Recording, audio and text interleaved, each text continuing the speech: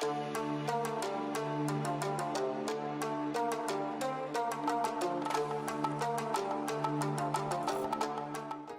Ancelotti is undoubtedly one of football's most respected managers.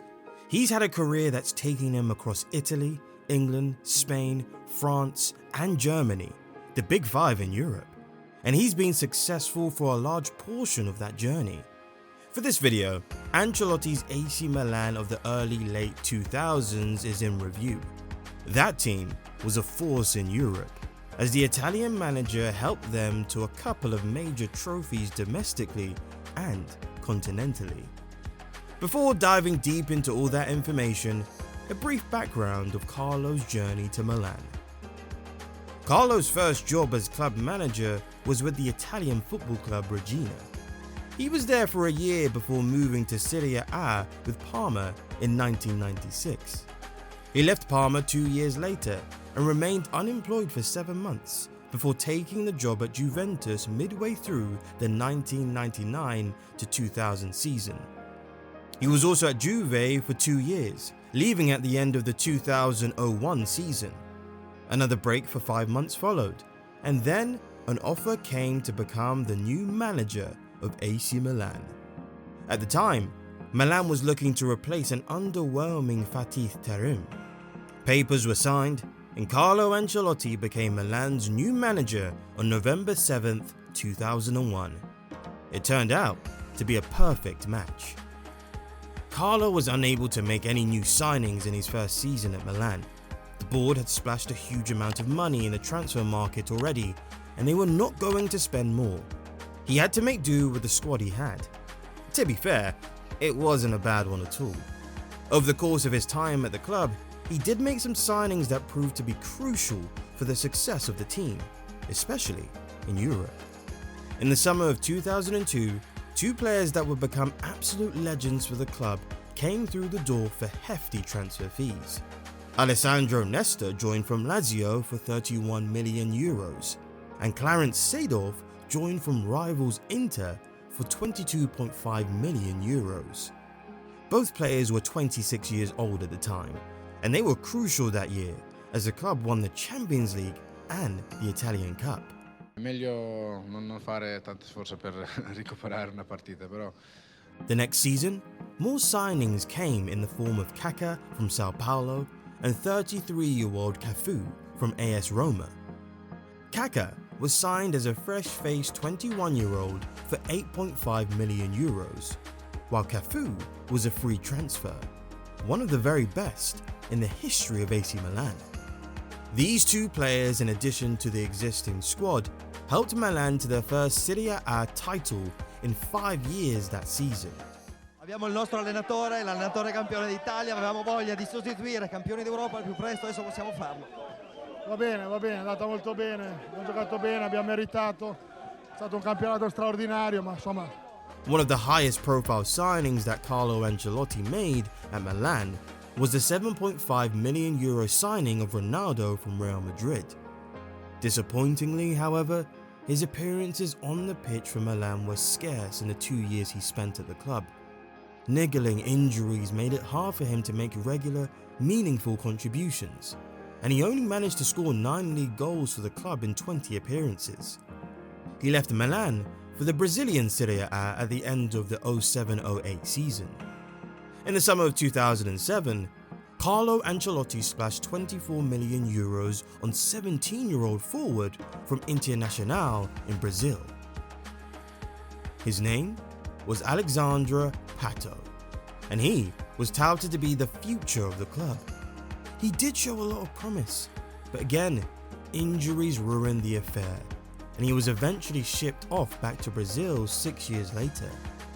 Another high-profile signing was Ronaldinho in the 08-09 season, Carlo's last season at Milan.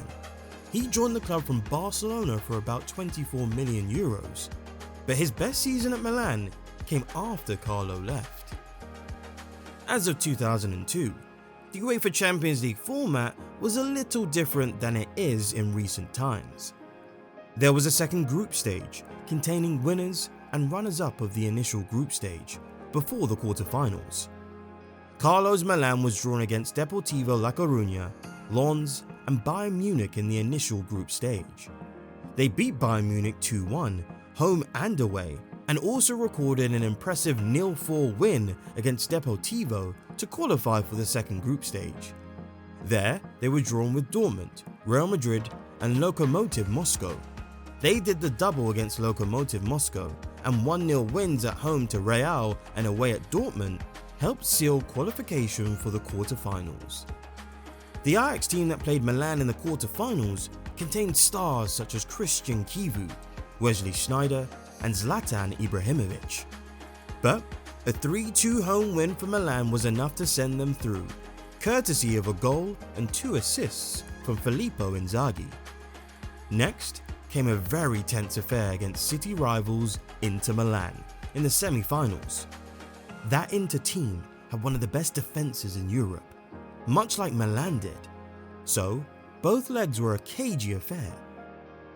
The first leg ended 0-0, but a 1-1 draw in the return leg sent Milan through to the finals, this time on away goals.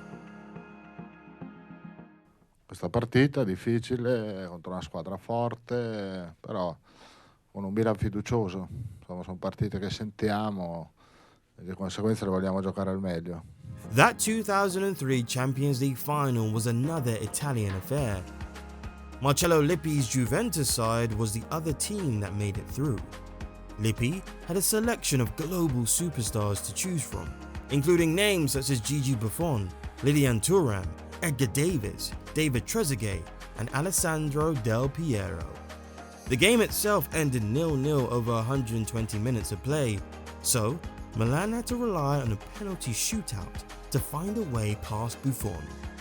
Seedorf and Calazzi fluffed their lines for Milan in the shootout, but keeper Dida was the hero with 3 penalty saves from Juve's Zalayeta, Trezeguet, and Montero to give Milan a historic 3-2 win.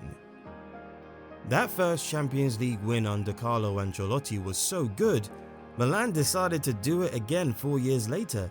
By that time, the second group stage format had been scrapped to be replaced by a round of 16 ties instead. Milan got the luck of the draw in the group stages with Lille, Anderlecht, and AEK Athens. They picked up 10 points from that group to gain qualification for a round of 16 tie against Celtic. After a goalless result over both legs, Milan finally found a way through in extra time of the second leg with a left-footed shot from Kaká. The reward was a quarter-final draw against familiar faces Bayern Munich, who were struggling a bit for form at the time. Milan made things tricky for themselves with a 2-2 draw at home in the first leg, giving Bayern the advantage of away goals. However, this did not matter eventually as Carlo's men beat Bayern in Germany by 2-0, courtesy of goals from Inzaghi and Seedorf in the first half. Milan's next opponents, Manchester United, were absolutely flying in the English Premier League at the time.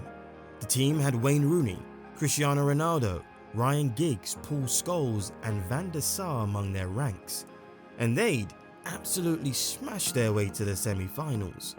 Rooney and Giggs took charge of the first leg at Old Trafford, contributing 2 goals and 2 assists respectively as United ran out 3-2 winners.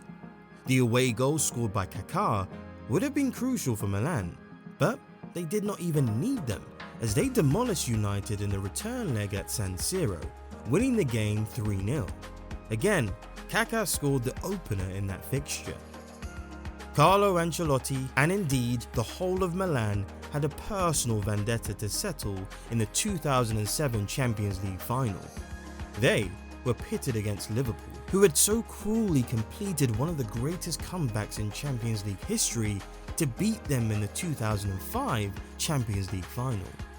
The revenge started with a 45th minute goal from Inzaghi at the Olimpiako Stadio Anthony, and it was completed with another goal from the same man in the 82nd minute. Liverpool got a chance to dream of another comeback with a late goal from Dirk Kuyt to make it 2-1, but it was not enough as Milan won the day.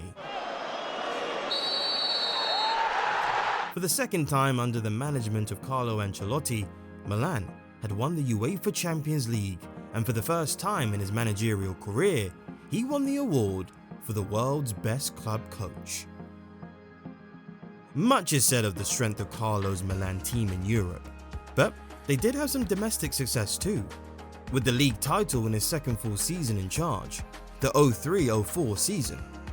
That title was won with a landslide of 82 points from 34 games, and they finished 11 points ahead of their closest rivals, Roma. The team only lost 2 games throughout the season, at home to Udinese in game week 14 and away to Regina when the title had already been won in game week 33. They did the double against Inter and also recorded an impressive 1-3 away victory against Juventus in game week 25. Milan's defense was impenetrable that year, only conceding 24 times in 34 games.